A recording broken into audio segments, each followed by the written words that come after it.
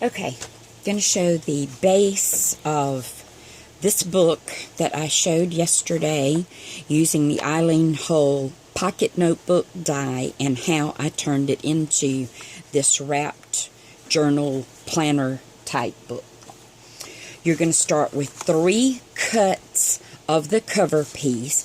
I choose to use 22-point chipboard because it's what I've been used to working with and it's what I have lots of, so that's what I use. So on each cover cut, you are going to score or reinforce the score line where the spine and the actual cover section meet. Do not score any of these others, just this one on all 3. Then on one of the pieces, you will go back and you will add a 1/4 inch score line from the other edge of the spine, because this is going to make our wrapped in piece. Then I use this edge of my scoreboard for putting my pieces together so that I get a nice straight edge.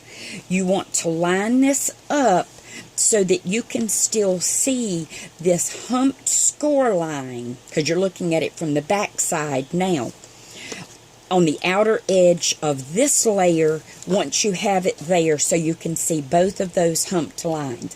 If you bind those, then it's going to inhibit your folding of your spine sections.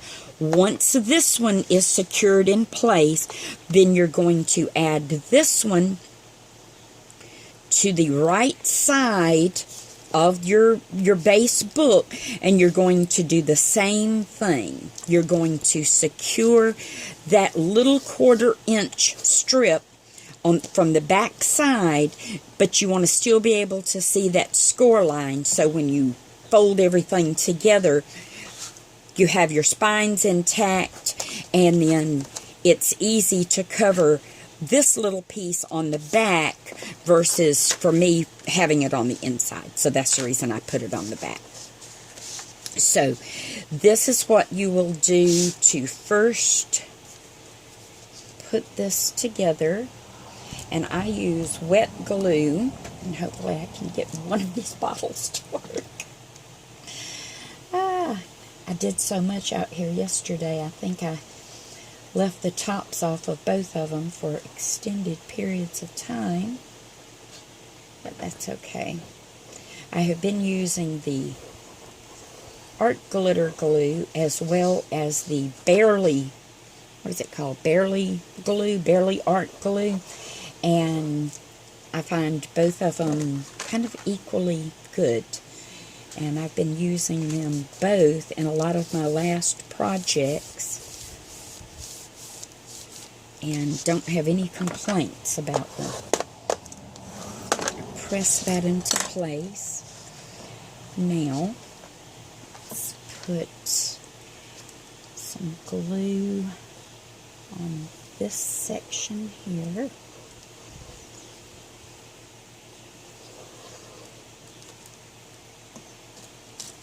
And we will do the same thing with it pushed flush against that edge.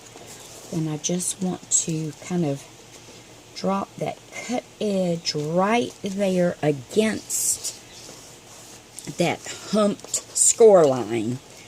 And yes, that's what I've always called it, because when I taught paper crafting years ago, that was how I had my students understand which side of the score either was indented or humped. And so that's just still habit for me to call it that. So I'm going to let this set up, and then I'll come back and I'll show you the next steps.